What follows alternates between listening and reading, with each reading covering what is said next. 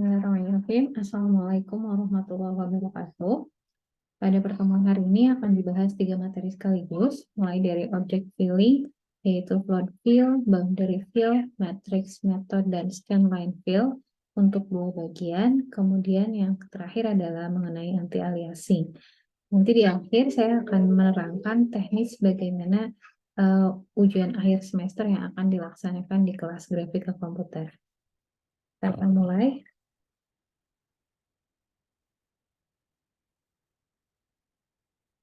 Ya. Outcome dari perkuliahan hari ini adalah yang pertama, nantinya kalian diharapkan mampu untuk menjelaskan tentang apa itu object filling, baik float fill, boundary fill, matrix method, dan scanline fill. Kemudian yang kedua, nantinya diharapkan kalian juga mampu mengaplikasikannya dalam program aplikasi seperti OpenGL, DirectX, atau di Unity. Ya, kita akan ke fill area primitif dulu. Fill area primitif ini terbagi menjadi 2 kelompok besar, yaitu seed fill algorithm dan scanline algorithm, di mana seed fill algorithm dibagi lagi menjadi float fill dan boundary fill. Nah, kita lihat di sini bahwa fill area atau pengisian area output primitif standar pada paket aplikasi grafika umumnya adalah warna solid atau pola raster. Terdapat pula 2 dasar pendekatan untuk mengisi area pada sistem raster ini. Yang pertama, menentukan overlap interval untuk scanline yang melintasi areanya tersebut. Yang kedua, dengan memulai dari titik tertentu pada posisi di dalam poligon dan menggambar dari area penyebar ke pinggir sampai batas poligonnya. Kita bisa lihat ilustrasinya di sini. Jadi, bisa dilihat dulu bagian yang hitam-hitam ini adalah area dari posisi poligonnya gitu. Kemudian nanti disebarkan ke pinggir-pinggirnya sampai ke batasan garis ini. Nah, yang pertama ada float fill. Float itu istilahnya seperti banjir gitu ya, pengisian banjir. Jadi kalau dibayangkan seperti kalian mewarnai dengan menggunakan kuas air. Di sini merupakan metode yang mirip dengan penggunaan kuas air itu. Kemudian nantinya kalian memilih titik awal di dalam objek yang ingin diisi, kemudian warna mulai menyebar seperti banjir ke area sekitarnya yang memiliki warna serupa. Setiap piksel yang terhubung dengan piksel sebelumnya dan memiliki warna yang sama akan mulai diwarnai. Nah, proses berlanjut hingga seluruh objek terisi. Metode ini bergantung pada pengecekan warna piksel dan dapat digunakan untuk mengisi area dengan warna yang solid. Di sini dimulai dari titik X dan Y, kemudian didefinisikan seluruh piksel pada bidang tersebut dengan warna yang sama, tadi solid warna itu. Kemudian bila bidang yang akan diisi warnanya mempunyai beberapa warna, pertama-tama yang dilakukan adalah membuat nilai piksel yang baru sehingga semua piksel memiliki warna yang sama. Algoritma float fill bisa lebih dioptimalkan dengan menambahkan fasilitas scanline. Nanti kita akan jelaskan juga yang masalah scanline ini, sehingga yang tadinya nilai piksel yang akan dimasukkan disimpan pada stack, kemudian nantinya akan dilakukan cukup dengan menginspeksi nilai piksel di sekitarnya. Jadi nanti dilakukan inspeksi ke tetangga-tetangga sekitarnya. Hal ini nantinya pasti menjadi optimalisasi di memori penyimpanan. Kemudian, nah ini adalah ilustrasi dari algoritma float fill. Jadi algoritma boundary fill dan algoritma float fill ini dapat diimplementasikan dengan 4 connected pixel atau 8 connected pixel. Bagaimana cara kerjanya? Algoritma float fill bekerja dengan prinsip pengisian area yang berdekatan dengan warna yang serupa. Gitu ya. Jadi diisi ke tetangga sebelahnya. Cara yang pertama, dia akan menentukan dulu titik awalnya. Jadi pertama, tentukan dulu titik awal di dalam objek yang ingin diisi. Kemudian ini bisa menjadi titik yang diklik oleh pengguna atau nanti ditentukan oleh program. Jadi misalnya kita pilih di sebelah sini gitu ya, ini titik utamanya, kemudian nanti dia akan menyebar ke sekitarnya. Kemudian langkah selanjutnya, periksa warna titik awal ini. Periksa warna pada titik awal ini akan menjadi warna yang akan digunakan untuk mengisi ke seluruh objek. Pada gambar yang sebelah kiri kita lihat bahwa warnanya ini berwarna merah, yang kanan berwarna kuning. Yang ketiga, mengganti warna piksel. Ganti warna piksel pada titik awal dengan warna yang diinginkan. Dalam kebanyakan implementasi, warna baru akan disimpan dalam matriks atau array piksel yang merepresentasikan dari gambar tersebut. Setelah itu, periksa tetangga piksel, periksa tetangga-tetangganya ini dari titik awal, dari atas, bawah, kiri, dan kanan. Jadi ini ya, kita lihat di for connected pixel, dia akan memeriksa ke atas, bawah, kiri, dan kanan. Kalau yang add connected pixel ini lebih banyak lagi yang diperiksanya. Lanjutkan ke langkah berikutnya sampai tidak ada tetangga yang terlewati. Kemudian ganti warna tetangga pikselnya. Jadi sebelah-sebelahnya ini mulai diganti. Jika warna tetangga piksel sama dengan warna piksel awal, ganti warna tetangga tersebut dengan warna yang diinginkan oleh kita. Nah, seperti itu ilustrasi algoritma dari float fill. Nah, boundary fill merupakan salah satu pendekatan untuk area filling pada output primitif dengan memulai dari satu titik di dalam region dan mewarnai interior yang keluar batas. Jika boundary dispesifikasikan dengan satu warna, fill algorithm diproses per pixel sampai warna boundary didapat. Algoritma ini menerima input koordinat titik interior X dan Y, warna isi, dan warna boundary. Mulai dari titik tersebut, prosedur akan menguji posisi connected untuk menentukan apakah posisi tersebut ada di boundary color. Jadi metode ini tuh fokus pada pengisian area yang dibatasi oleh batas atau ada garis tepinya. Nah, seperti dua ini. Ini untuk contoh yang for connected, dia akan mengisi dulu ke sebelah sini gitu ya, ke bawah-bawahnya. Kemudian ke atasnya. Sedangkan yang add connected, dia akan mengisi penuh sampai batasan yang bisa dilewati. Kemudian caranya adalah kita memilih titik awal di dalam area yang ingin diisi, lalu secara bertahap memeriksa piksel yang ada di sekitarnya. Kemudian jika piksel tersebut tidak memiliki warna atau memiliki warna yang berbeda dari warna batas, maka piksel tersebut diwarnai. Proses berlanjut sampai keseluruhannya juga terwarnai.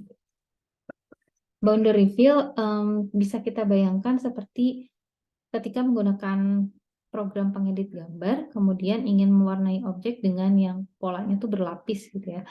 Kita pilih dulu satu warna, kemudian nanti dia akan mewarnai di sekitar-sekitarnya. Ya. Kemudian, nah ini adalah boundary fill. Metode ini bermanfaat untuk paket aplikasi grafik interaktif, di mana titik dalamnya dapat dengan mudah ditentukan. Prosedurnya yaitu menerima input koordinat dari suatu titik X dan Y, warna isi, dan warna garis batas. Dimulai dari titik X dan Y, prosedur memeriksa posisi titik tetangga, yaitu apakah merupakan warna batas. Bila tidak, maka titik tersebut digambarkan dengan warna isi. Proses ini dilanjutkan sampai semua titik pada batas diperiksa.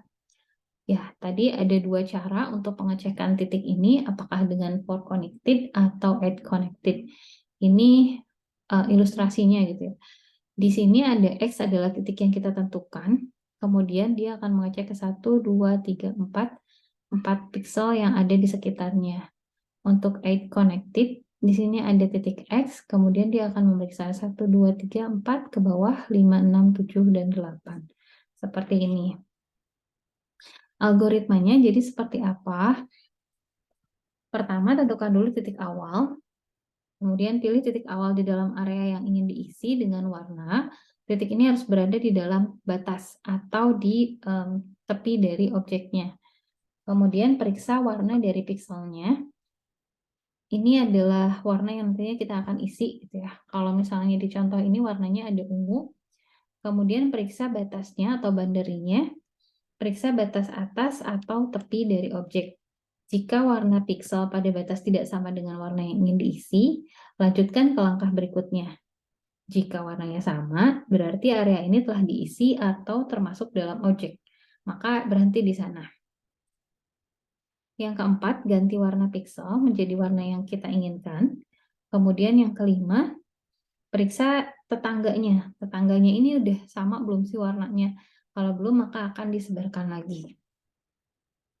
Ya, seperti itu untuk float fill dan boundary fill.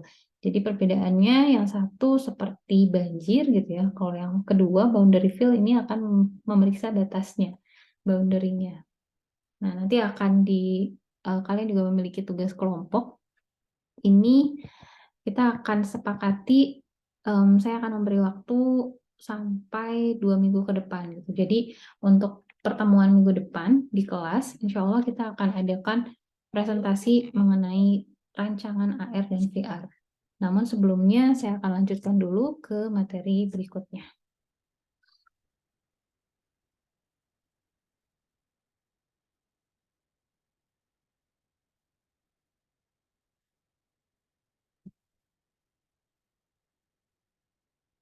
Ini adalah bagian kedua dari object viewing.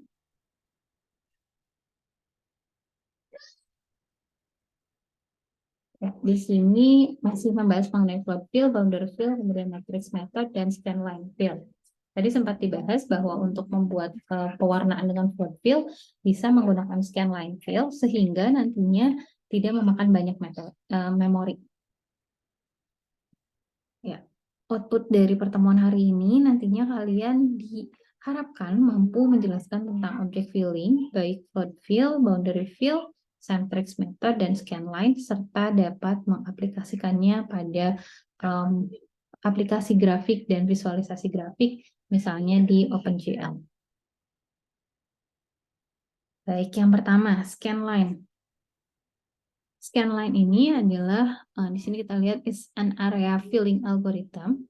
In this algorithm, we can fill the polygon through horizontal lines or scan lines. The scan lines intersects the edge of the polygon, and the polygon is filled between pairs of the intersection. The main purpose of this algorithm is to fill color in the interior pixel of the polygon.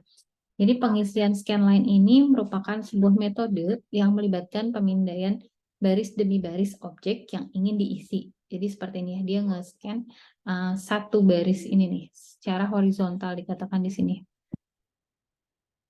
Di sini dikatakan bahwa melewati horizontal lines atau scan lines. Ini ada garis scan lines, maka dia akan mengintai objek-objek yang ada di sekitar garis ini.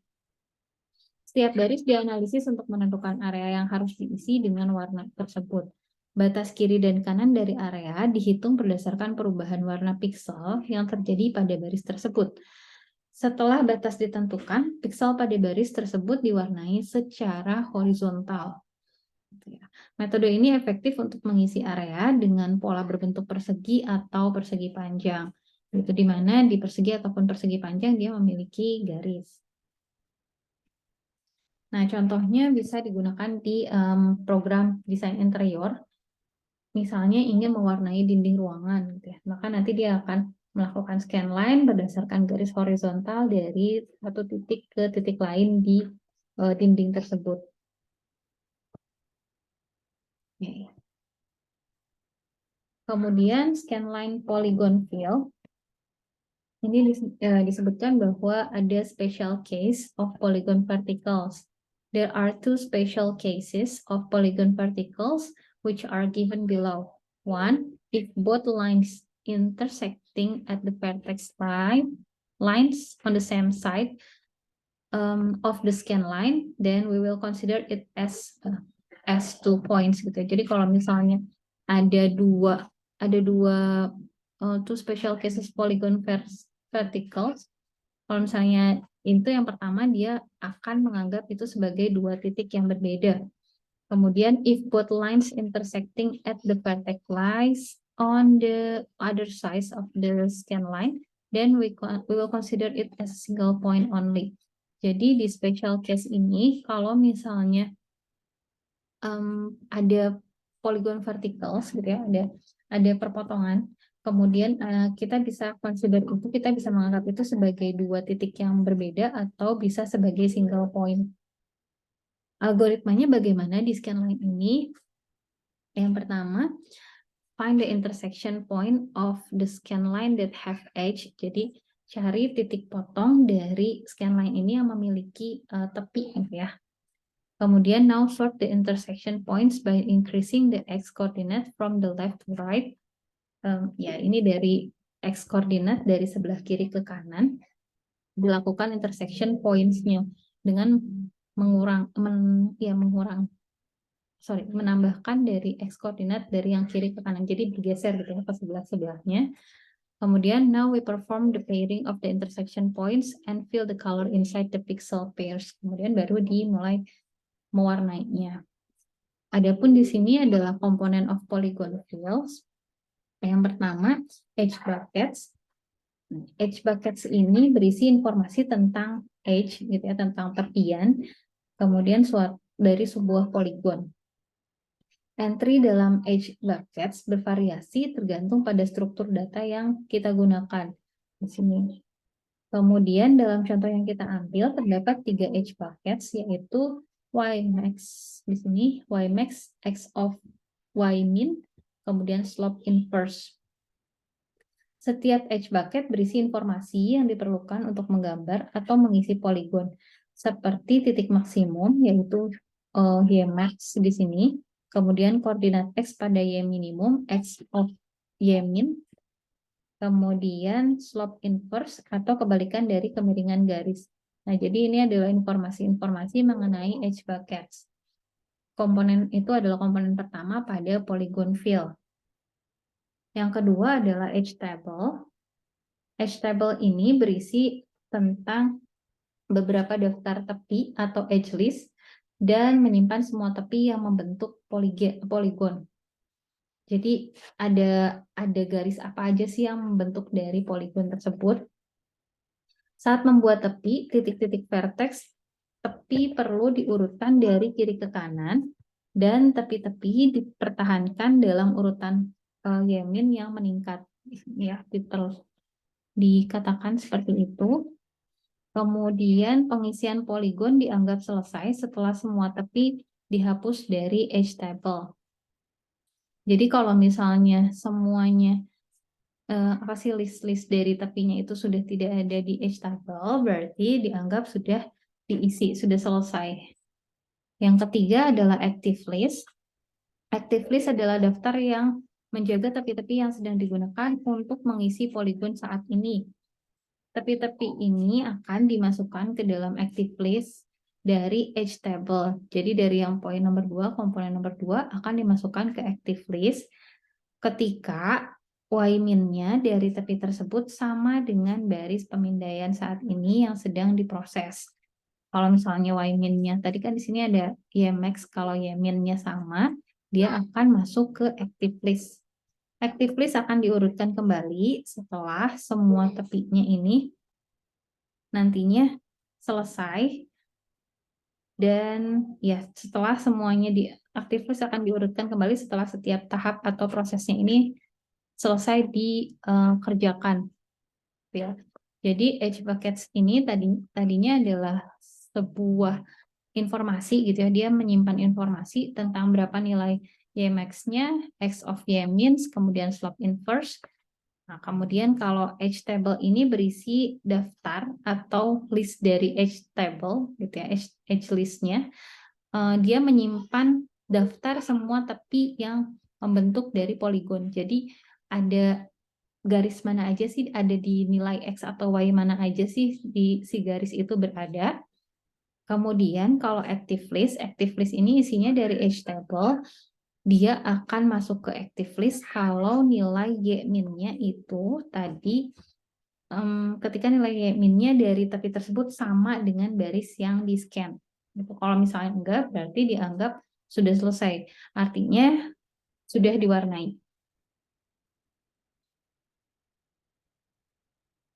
Nah, ini adalah data structure dari tadi poligonnya ini dari scan line polygon fill. Nah, jadi di sini adalah ilustrasi dari edge table. Ini adalah titik-titiknya, kemudian ada edge tuple for scan line 2, edge tuple for scan line 1. Kemudian ini isi dari edge tuple. Edge tuple ini berisi informasi number of edge buckets. Ini ada edge bucket 1, edge bucket 2, dan seterusnya. Kemudian juga ada informasi mengenai Ymax, X of Ymin, kemudian slope inverse. Nah, ini tentang scanline filling. Jadi kalau di breakdown, dalam algoritma scanline filling terdapat beberapa struktur data yang kita bisa gunakan untuk mengisi poligon dengan warna pada setiap dari scanline-nya. Nah, di sini edge table. Edge table ini adalah struktur data yang digunakan untuk menyimpan informasi tentang tepi-tepi poligon yang tadi, yang nantinya membentuk dari poligon tersebut. Setiap entry dalam edge table disebut dengan edge tuple. Ini ya, disebut dengan edge tuple. Di dalamnya ada informasi yang tadi. Ada koordinat Y minimumnya dari tepi berapa, kemudian nilai mana tadi? Nilai dari Y max-nya berapa, koordinat Y maksimum dari tepi, kemudian X value, koordinat X tepi saat Y min tercapai. Ya, inilah kurang lebih informasinya di sini. Dan slope inverse ini dari kebalikan dari garis miringnya. Setiap tepi dalam poligon memiliki dua edge tuple yang berkaitan dengan titik awal dan titik akhir. Jadi ada dua gitu edge tuple ini di setiap tepinya. Oke. Nah, di sini ada algoritmnya. We will process the polygon edge after edge and store it in the edge tables. Tadi sama sih. Secara garis besar nanti dia distorkan dulu ke edge table. Kemudian storing is done by storing the edge in the same scanline edge tuple as the lowermost points y coordinate value of the edge. Kemudian after addition of any edge in an edge tuple, the tuple is sorted using intersection sort according to its x of min value sampai selesai gitu ya. Intinya di sini bagaimana cara-cara mewarnai untuk polygon scanline tadi. Kita akan lihat contohnya. Ini adalah illustration-nya. Di sini ada reverse scan. Ini ada 3 buah gambar. 1, 2, 3. Ya, reverse itu jadi dari satu titik yang ini, satu kotak, kemudian dia mewarnai ke sebelah kiri. Yang kedua, ilustrasi dari line segment start bound. Di sini dari mulai titik 1, kemudian dia akan membuat garis ke sebelah kanan, dia naik, atau bisa juga ya titik nomor 2-nya ada di sini, titik nomor 3-nya ada di atas. Kalau dari gambar ini dia akan mewarnai dulu ke bawah ke nomor 2 baru ke atas sampai penuh. Kemudian ada juga line segment fill. Di sini ada titik 1, 2, dan 3. Kemudian dia mewarnai juga ke bawah, ke atas, baru ke atas kiri. Seperti inilah pewarnaannya. Jadi intinya di sini adalah dia akan mewarnai secara garis dulu gitu ya, secara horizontal dulu ke sebelahnya. Nah, itu tadi implementasi mengenai scanline polygon fill. Nah, nanti kalian coba buat ini dengan OpenGL ataupun Python. Pengumpulannya adalah 2 minggu setelah pertemuan pekan ini, jadi di bulan Juni. Silahkan dicoba buat ini secara berkelompok. Kita akan ke materi selanjutnya, pertemuan ketiga, yaitu mengenai anti-aliasing.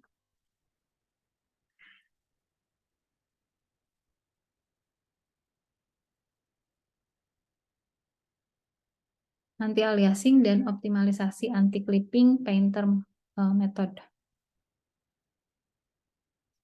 Outcome dari pertemuan hari ini adalah nantinya kalian mampu menjelaskan mengenai apa itu anti-aliasing dan optimasi dari anti-clipping. Yang kedua, nanti juga mampu membuat dan mengembangkan aplikasi grafik dan visualisasi grafik dengan menggunakan bahasa pemrograman seperti C atau C++ atau Cypress, serta dapat menerapkan pustaka atau library pendukung pemrosesan grafik, misalnya dengan OpenGL dan sebagainya. Ya. Anti-aliasing. Di sini diperlihatkan sebuah gambar wanita menggunakan kacamata, di mana ketika kita zoom itu ada jegging gitu ya, ada jeggisnya, yaitu ada piksel-piksel yang dia memiliki kemiringan, kemudian menjadi kotak-kotaknya tidak lurus lah. Jadi ada piksel di garis lurus, kalau misalnya di garis lurus seperti ini, tidak ada jeggisnya. Kalau misalnya dia di garis yang diagonal, akan ada seperti efek tangga. Ini juga contoh lainnya cherry, jadi seperti ini ya ketika ada melengkung-melengkung. Nah, anti-aliasing adalah sebuah metode untuk membuat apa ya, membuat gambar atau jeggis ini menjadi lebih mulus. Nah, ini adalah sebuah huruf dengan alias, tapi ketika dia di anti-alias, dia dibuat menjadi lebih smooth. Hasilnya adalah seperti ini. Ini huruf dengan alias, dan ini anti-alias. Kemudian ini adalah gambar teko before dan after anti-aliasing. Di sini terlihat bahwa gambarnya menjadi lebih mulus ketika digunakan anti-aliasing. Terdapat 3 buah pendekatan untuk anti-aliasing ini. Yang pertama adalah super sampling atau post filtering. Kemudian yang kedua ada area sampling. Yang ketiga adalah pixel passing. Nah, super sampling atau post filtering ini adalah metode super sampling atau SSAA, di mana pendekatannya itu adalah gambar dirender pada resolusi yang lebih tinggi dari resolusi layar yang sebenarnya.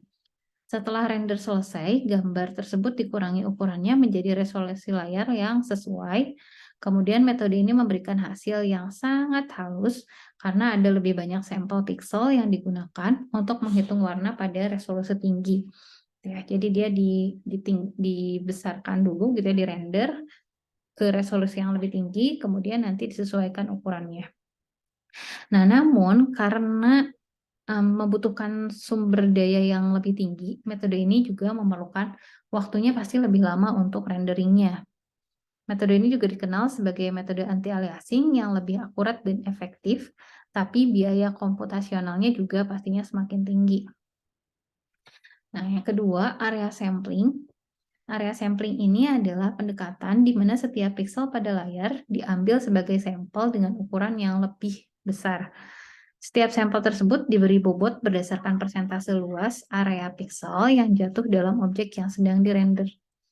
Kemudian, metode ini nantinya menghasilkan gambar dengan efek anti-aliasing yang lebih halus dengan mengurangi efek anti-aliasing pada tepian objeknya. Ya, jadi kalau di sini kalian lihat ada garis, kemudian ada jeggis, nah maka efek anti-aliasingnya ini ke tepi objeknya. Area sampling dapat diterapkan dengan menggunakan teknik filter seperti bilinear atau trilinear untuk menghitung nilai pixel akhirnya. Kemudian metode ini memerlukan sumber daya komputasi yang cukup tinggi, tetapi lebih efisien daripada metode super sampling yang sebelumnya. Mungkin dari harga juga tidak akan semahal dari super sampling. Yang ketiga adalah pixel passing. Pixel passing adalah sebuah metode atau pendekatan yang fokus pada pergeseran dan pemposisian pixel dengan tepi yang tajam atau aliasing pada posisi subpixel. Pixel yang berkatar akan diberi posisi yang sedikit bergeser atau disesuaikan untuk mengurangi efek aliasing pada tepi objek gitu. Jadi kalau di sini ada pemindahan gitu ya, jadi pixel passing gitu ya, diposisikan kembali. Dengan cara ini, metode pixel passing mencoba untuk mengurangi efek aliasing tanpa mengubah resolusi atau memperbesar ukuran gambarnya. Beda dengan dua pendekatan yang sebelumnya. Metode ini lebih efisien secara komputasi karena tidak memerlukan perubahan resolusi gambar, tetapi efeknya mungkin tidak sehalus dari dua metode sebelumnya, gitu ya, karena dia hanya pindahin dikit dong, geser sebelah sini sedikit, gitu. Jadi nanti lebih halus. Nah, ketiga pendekatan ini memiliki pendekatan yang berbeda dengan mereduksi aliasing pada gambar-gambarnya. Ya, seperti itu. Jadi ada plus minusnya ya. Ada yang gambarnya mungkin terlihat lebih halus, tapi ternyata komputasinya juga tinggi, biayanya juga tinggi. ada yang di tengah-tengahnya gitu ya, area sampling, dia akan memperbesar resolusinya, tapi mungkin juga nanti komputasinya akan sedikit lama. Yang ketiga adalah dengan menggeser piksel-pikselnya, posisi dari pikselnya. Ya. Ini adalah super sampling, post filtering. Yang tadi yang pertama gitu ya. Divided into subpixel, 2x2, 3x3, 4x3, dan seterusnya. Kemudian subpixel is colored if inside line. Jadi kalau misalnya subpixelnya tersebut ada di dalam garis, maka akan diwarnai. Sebentar. Kemudian pixel color is the average of its subpixel colors. Warnanya ini adalah warna rata-rata dari subpixel colors-nya dan mudah diimplementasikan, katanya seperti itu. Jadi ini adalah sebuah contoh no anti-aliasing. Ada JGIS di sini. Kemudian ini anti-aliasing 2x2 super sampling. Terlihat hasilnya seperti ini. Oke. Contohnya bagaimana ini diimplementasikannya di industri film dan animasi. Ketika film atau animasinya dirender dalam resolusi tinggi, maka digunakan metode super sampling ini untuk mengurangi efek aliasing pada tepi objek yang halus. Seperti misalnya rambut, dedaunan, kemudian ada tekstur-tekstur yang kompleks gitu ya. Nah, ini digunakan anti aliasing. Dengan menggunakan super sampling, tepi objek tersebut akan terlihat lebih halus dan nantinya juga akan terlihat lebih alami gitu ya di layarnya. Kemudian, nah ini adalah contoh untuk area sampling. Di sini unweighted area sampling, kemudian treat line as a single pixel, wide rectangle, color pixel according to of the percentage of each pixel that is covered by the rectangle. Kita lihat, ya contohnya seperti ini. Jadi kalau di area sampling ini, pengaplikasiannya yang umum adalah dalam main video game. Ketika bermain game dengan grafis yang kompleks, area samplingnya dapat digunakan untuk mengurangi efek aliasing pada tepi objek. Misalnya di gambar-gambar ada bangunan, ada kendaraan gitu ya. Atau misalnya di karakter game itu sendiri. Nah, unweighted area sampling ini yang pertama adalah metode anti-aliasing yang digunakan untuk mengurangi efek aliasing pada tepi poligon atau objek dengan menggunakan pendekatan berbasis percentage. Jadi dipresentasikan dulu, kemudian metode ini melibatkan penyesuaian warna piksel berdasarkan persentase luas area piksel yang tertutup oleh tepi objeknya. Jadi berapa sih luas area dari pikselnya tersebut yang ditutupi sama objeknya. Jadi dia kayak buat satu kotak atau satu garis ini adalah area piksel yang kena warna. Konsep utama dari unweighted area sampling adalah menganggap bahwa setiap piksel memiliki area persegi dengan lebar 1 piksel. Kemudian ketika tepi objek yang melewati piksel tersebut, persentase luas area yang ditutup oleh tepi objek pada setiap piksel nantinya akan dihitung. Warna piksel kemudian disesuaikan berdasarkan persentase tersebut. Misalnya, terdapat tepi objek yang melewati beberapa piksel dalam satu baris scan line. Untuk setiap piksel, kita dapat menghitung persentase luas area yang ditutup oleh tepi objek. Kemudian, warna piksel tersebut dapat diubah sesuai dengan persentasenya. Jika piksel sepenuhnya tertutup oleh tepi objek, warnanya tetap sama. Namun, jika hanya sebagian piksel yang tertutup, warnanya akan disesuaikan berdasarkan persentase luas area yang tertutup oleh tepi objek tadi.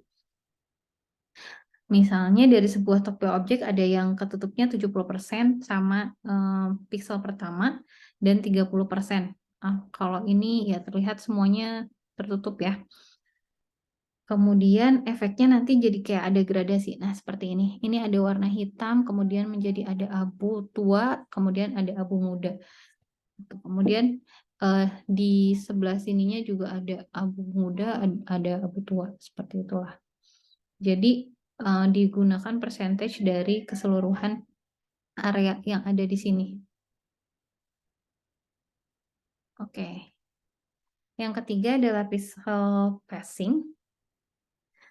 Di sini sum raster atau pixel patching ini adalah teknik anti-aliasing digunakan dalam beberapa sistem raster dan dapat mengakses posisi subpixel dalam grid layar. Metode ini menciptakan efek halus dengan memindahkan posisi pixel lebih dekat ke jalur garis yang sebenarnya. Di sini terlihat ada sebuah garis, kemudian di sini ada bulatan-bulatan atau lingkaran-lingkaran, ini merupakan warnanya. Before pixel passing, mungkin dia akan jegis ke bawah dari garis ini ataupun ada di atas.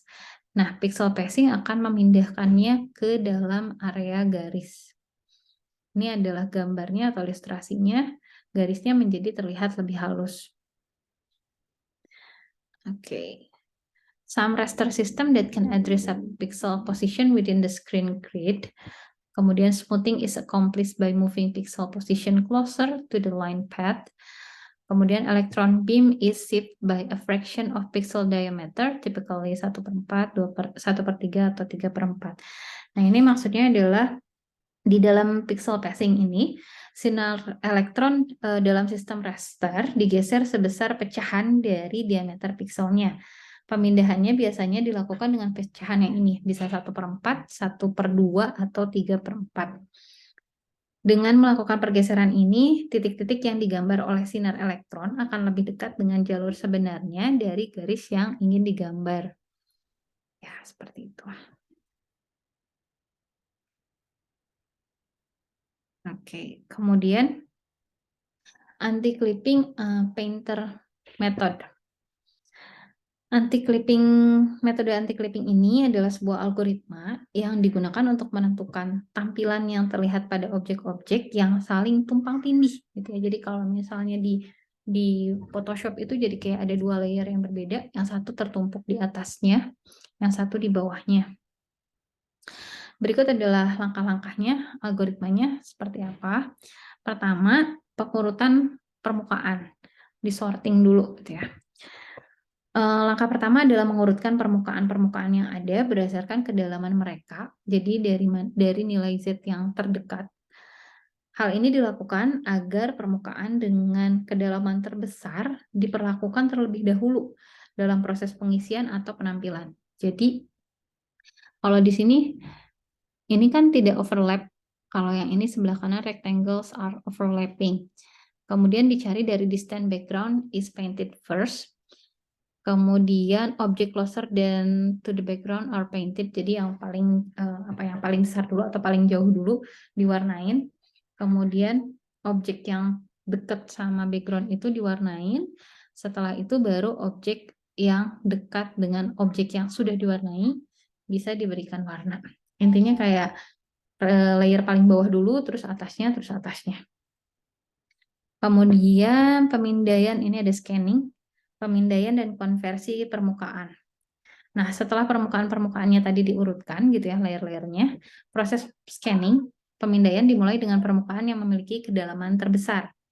Permukaan-permukaan tersebut dikonversi menjadi gambar dengan cara mengisi buffer tampilan dengan nilai intensitas yang sesuai. Proses ini dilakukan satu persatu untuk setiap permukaan yang ada. Setelah itu, pembandingan dan penentuan tampilan.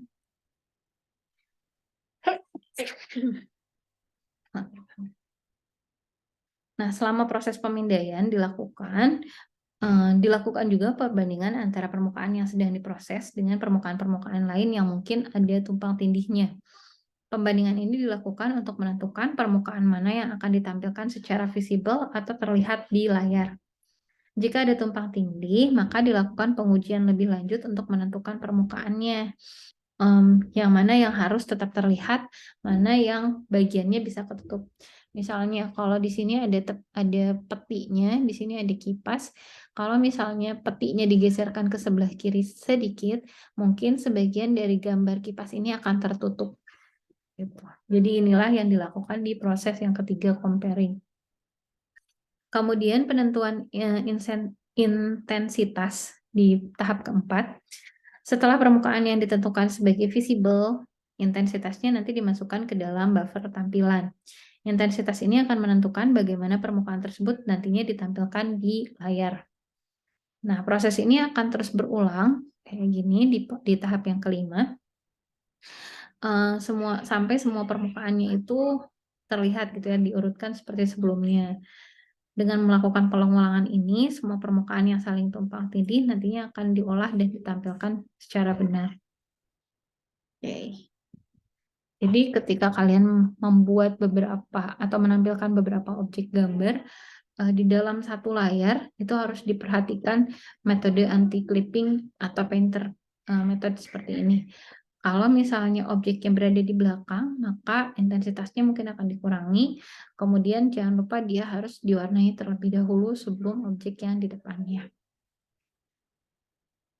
Ya, ini ada tugas individu juga, tugas mandiri. Kalian coba gambarkan apa yang dimaksud dengan anti-aliasing, metode apa saja yang termasuk di dalamnya. Tadi sudah ada dijelaskan 3. Kemudian sebutkan dan jelaskan metode lain dari anti-aliasing.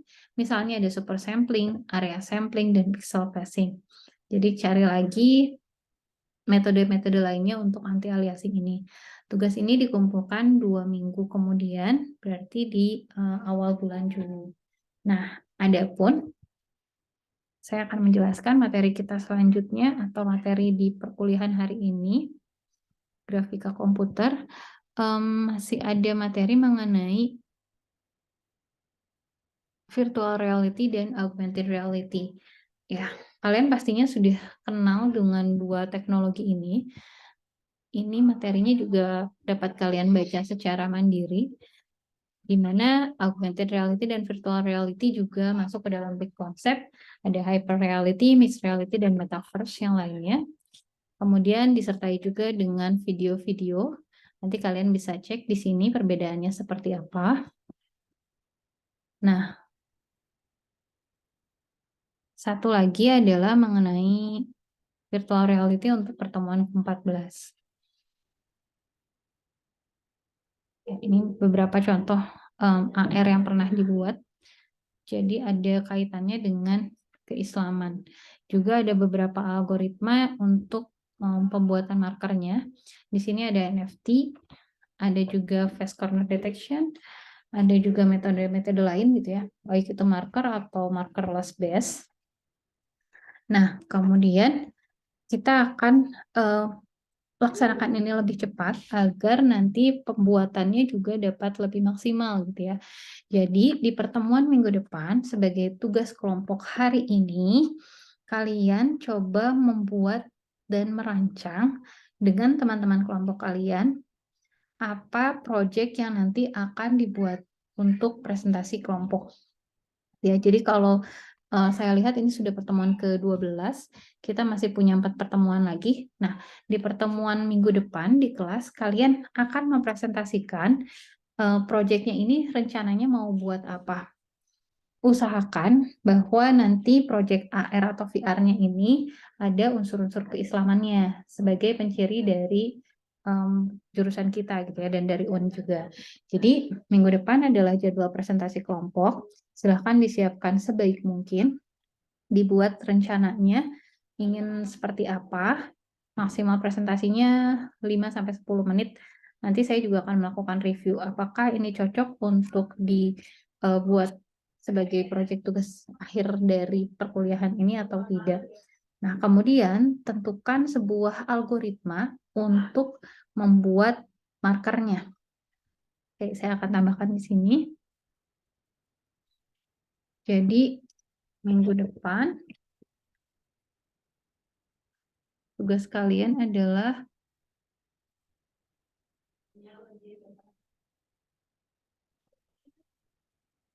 dari satu ya.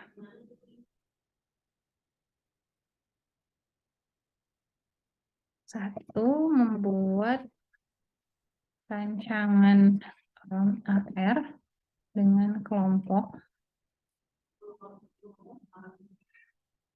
Yang kedua, menentukan algoritma apa yang akan digunakan.